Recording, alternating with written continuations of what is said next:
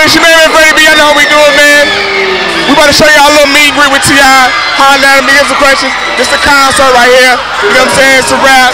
She made me Freddie B. This is how we do it. We had TSU, Freddie B TV. That's how I do it, man. Y'all keep it live, man. What's your favorite album that you've made? Which one did you like? I guess you can say came to the most that you feel like represents you the most?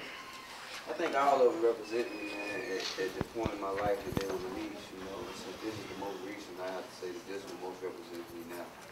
What's your favorite album that you know, before you was big, you used to listen to, just be like, feeling, you know what I'm saying? What you mean? Like, I mean, who you used to listen to before you became big? I mean, UGK Ride Dirty is one of my favorite albums. All Eyes on Me. Jay-Z, first, second, third, all of his albums, really. Big, Life Out of Jail. Besides yourself, what's your favorite rapper? You mean it's other rappers out there?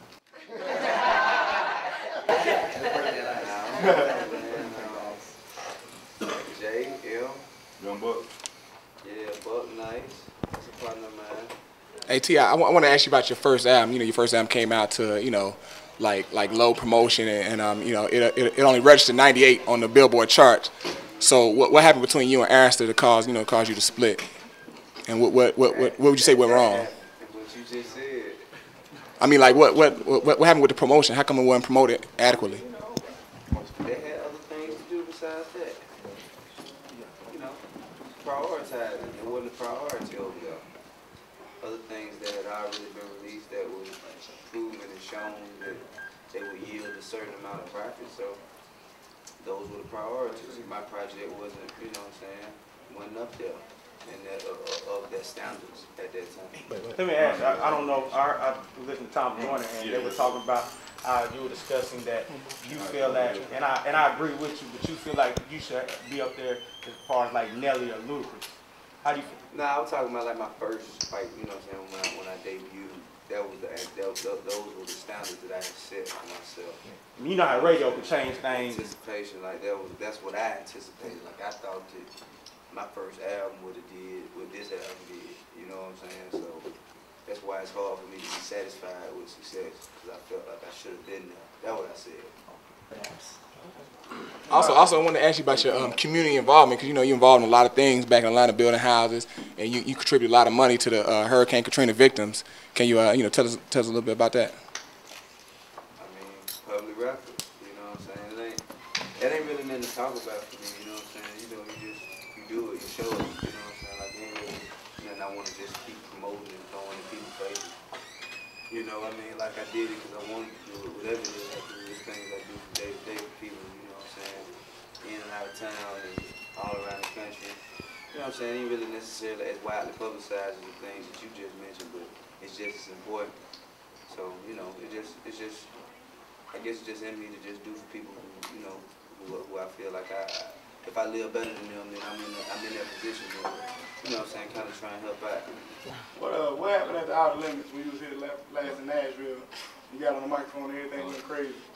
I don't know, I think the promoter didn't want to check in for no money or something. Oh, you said about a $6 drink. They want to they want to charge me for some liquor.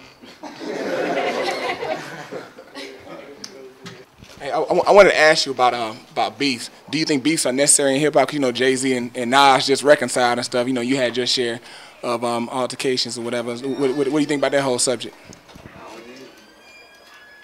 It's not something that I thrive off of. I don't need it. Do you think it helps sales though? Some people. You know what I'm saying? I won't want that. I won't want that to be the reason. I won't want something negative to be the reason that I was successful. Hey, I wanted to ask you. I read somewhere that you know you got like a little link up with Hoopz. What's going on with that, man?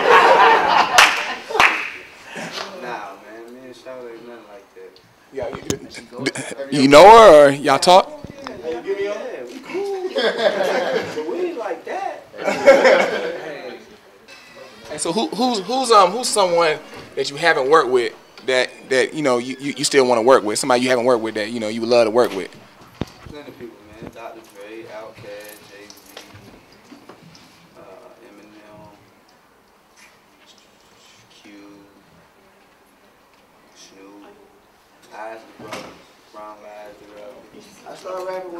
like 8, 9. So that's what, like, it's like 14 years, man. Cause like everywhere I go, it's like everybody love that Atlanta sound. It's like, what is it about the Atlanta sound that make it different from everybody else? Where you been from Atlanta? I mean, it's just a lot of different cultures within one city. A lot of different people with a lot of different ways of doing things, a lot of different ways of life. From Bankhead, we do it different than they do in Decatur. You know, we both a little different from how they do in College Park, and we both a little different from how they do in Mechanicsville, Summerhill. And, you know, it's a lot of different places, right. You know what I'm saying? A lot of different hoods, you know, that adopt their own way of life. Right. And everybody who, like me, I'm from Bankhead, so what you see is a product of me living in banking. Right. You know, Outcat and them, they from E Point, College Park, you see a product of that. Lil John, Youngblood, and them from Decatur, you see a product of that. And so on and so forth. So, would you say that money has changed you as a man? Has money changed me? Yeah. I mean, it changed a lot of my my ways of thinking. It ain't really changed like the person that I am. You know what I'm saying? Like, there's a lot of things that I thought was acceptable back then and ain't acceptable to me right now. But, you know, just living and learning. It ain't about money, you know what I'm saying? I made money as I got older. You know what I'm saying? I was a young kid. I was like, you know, 16, 17, 18 back then. You know, anytime somebody goes from 17, 18 to 25, it's gonna be changed whether they made money or not. You know what I'm saying? At least if you know you're doing things the right way. 2 more minutes. I got one quick question. You know, you in the acting game. Could you name one female, one male, one leading actress and one leading actor that you would love to work with? Let me see, Denzel and Eva Mendes. Hey, take a good look at me. Now picture me unhappy. No cash and out of fashion, not flashing. Picture me doing bad even if I wasn't rapping. Picture me even breathe on the mic, not snapping. I'm fire hot, not lukewarm, my arms frozen. Picture me in the room for the unchosen. Picture me with no P.O. and no dro. Picture Pimp Squad with some bras and ain't getting no throw. L.A. gone, I ain't got a deal no more. A ghetto vision ain't real no more. A T.I.P. ain't work for me or no more. He's still so-so. He's still potent. Picture that. A matter of fact, picture Tip getting anything other than rich. Now can you picture this young pompous African son of a? Is anything listening? I can't see it. This bad man you get shot anyway. Bad man don't take back shot. No day. Jamaican bad man said that. Zagasa. I'm still the same person. It ain't like rapping keeping me from doing this, that, and the next. As far as business is concerned. Right. You know what I'm saying? So if I stop rapping, then I'm just gonna continue. I'm gonna divert my efforts and energy into these other entities of business that I have going on.